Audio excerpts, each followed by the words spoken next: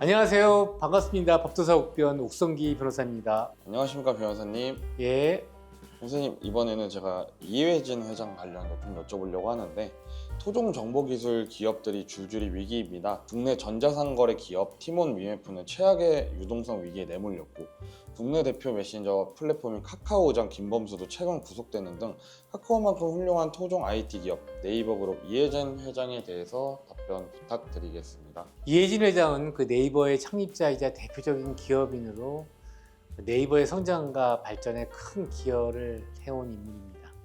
1999년 네이버를 설립한 이후 검색 엔진을 중심으로 한 인터넷 서비스의 발전을 이끌어 왔으며, 네이버는 한국에서 가장 유명한 포털 사이트 중 하나로 자리 잡았고, 기술과 혁신에 대한 깊은 이해를 바탕으로 한 이 의장은 네이버를 다양한 서비스로 확장시켰습니다. 예를 들어 블로그, 카페, 밴드, 뉴스, 그리고 최근에는 클라우드 서비스와 AI 기술 개발 등 다양한 분야로 사업을 확대하였습니다.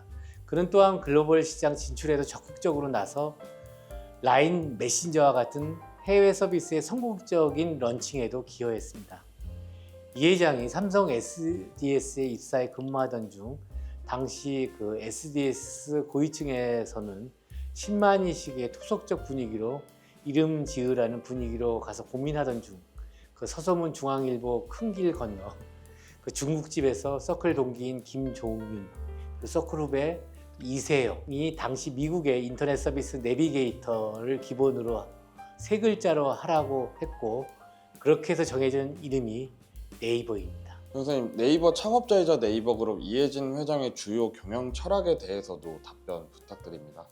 네, 먼저 혁신과 도전입니다. 이해진 회장 끊임없는 혁신과 도전 정신을 강조합니다. 기존의 방식에 안주하지 않고 새로운 아이디어와 기술을 끊임없이 추구하는 것이 중요하다고 믿습니다. 둘째, 사용자 중심입니다. 사용자의 니즈와 경험을 가장 중요하게 여기는 것이 그의 핵심 경영 철학입니다. 사용자 중심의 서비스와 제품 개발을 통해 고객 만족도를 높이고자 합니다. 셋째, 개방과 협력입니다. 폐쇄적인 경영보다는 개방적이고 협력적인 자세를 중요하게 여깁니다.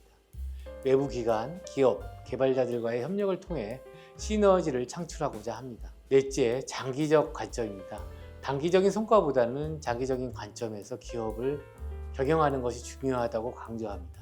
지속 가능한 성장을 위해 장기적인 안목을 가지고 투자와 전력을 수립합니다. 다섯째, 기술 중시입니다. 기술 혁신에 대한 집착이 강한 편입니다. 기술 역량 강화와 신기술 개발에 많은 투자와 관심을 기울이고 있습니다.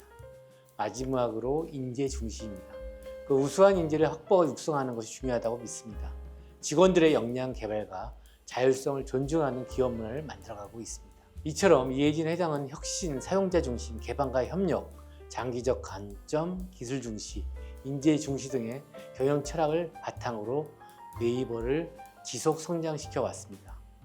한편 이 회장의 이와 같은 경영 철학에 따라 네이버는 직원들 간의 협업 문화를 촉진하기 위해 다음과 같은 다양한 방안을 실행하고 있습니다. 먼저 오픈 오피스 및 자유로운 좌석 배치입니다. 개방적인 오피스 환경과 자유로운 좌석 배치를 통해 부서 간 교류와 협력을 장려합니다. 이를 통해 직원들 간 자유로운 소통과 협업이 이루어집니다. 둘째, 프로젝트 기반 조직 운영입니다. 프로젝트 단위로 다양한 배경의 직원들이 모여 협업하는 문화를 장려합니다. 이를 통해 부서 간 장벽을 허물고 시너지를 창출할 수 있습니다. 셋째, 사내 커뮤니케이션 채널 활성화입니다. 사내 메신저, 게시판, 온라인, 포럼 등 다양한 소통 채널을 운영하고 있습니다. 이를 통해 직원들 간 정보 공유와 아이디어 교류가 활성화되고 있습니다. 넷째, 협업 중심의 성과 평가 및 보상 체계입니다. 개인의 성과뿐만 아니라 팀 단위의 협업 성과도 중요하게 평가하고 있습니다. 이를 통해 직원들이 협력하여 더 나은 성과를 내도록 동기부여하고 있습니다. 다섯째, 사내 교육 및 워크숍 운영입니다. 효과적인 협업 방법, 의사소통 기술 등을 주제로 한 교육 프로그램을 제공하고 있습니다. 이를 통해 직원들의 협업 역량을 지속적으로 향상시키고 있습니다. 마지막으로 사내 동호회 및 자발적 모임 지원입니다. 직원들의 자발적인 동호회 활동과 프로젝트 모임을 적극 지원하고 있습니다. 이를 통해 직원들 간 유대감을 높이고 자발적인 협력 문화를 형성하고 있습니다. 이와 같은 다양한 방안을 통해 네이버는 직원들 간의 협업을 촉진하고 혁신적인 성과를 창출하고 있습니다. 변호사님, 네이버 주가는 신종 코로나 바이러스 감염증으로 인해 전 세계 IT 주가가 폭등했던 2021년 7월 30일 46만 5천 원을 찍은 뒤 내리막이고 2023년 생성형 AI인 하이퍼클로바 X를 내놓으며 20만 원대를 회복했지만 올해 들어 17만 원대로 떨어진 상황입니다. 이회진 회장의 리더십 관련 네이버는 지속 성장이 가능할까요? 네이버의 그 시가총액이 2021년 59조 원 수준에서 올해 들어 29조 원으로 내려앉는 등 경기 침체로 국내 증시 유동성이 크게 줄긴 했지만 아마존, 구글 등 글로벌 빅테크의 투자금이 몰리는 것을 감안하면 국내 대표 테크 기업의 부진은 이례적입니다.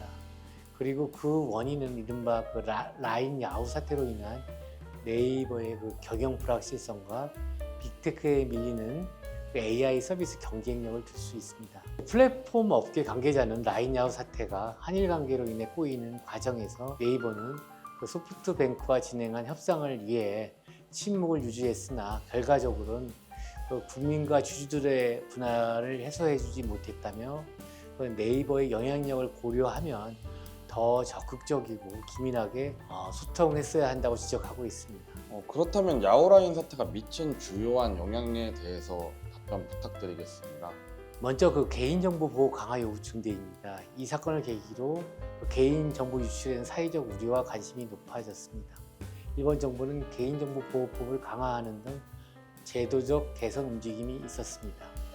둘째, 라인의 이용자 신뢰 하락입니다. 그 개인정보 유출을 사실 늦게 공개한 라인에 대한 이용자들의 불신이 커졌고 이용자 이탈 및 신규 가입 감소 등 라인 서비스의 이용 감소로 이어졌습니다.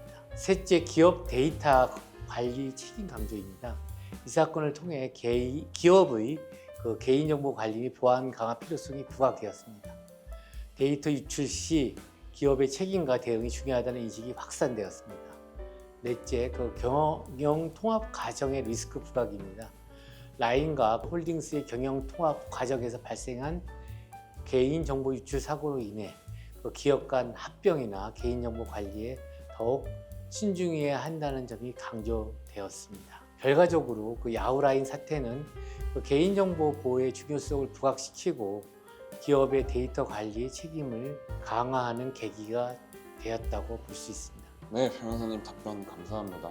오늘은 또 명실상부한 대한민국의 최대 포탈 기업 네이버의 이회진 회장에 대해서 말씀을 주셨는데 말씀 주신 것처럼 야오라인 사태 등 요즘 다양한 좀 이슈들이 있는데 잘 극복하고 헤쳐나갈 수 있는지 보면 좋을 것 같습니다. 네, 변호사님 오늘도 좋은 답변 감사합니다. 감사합니다. 법도사 옥변 옥순희 변호사였습니다.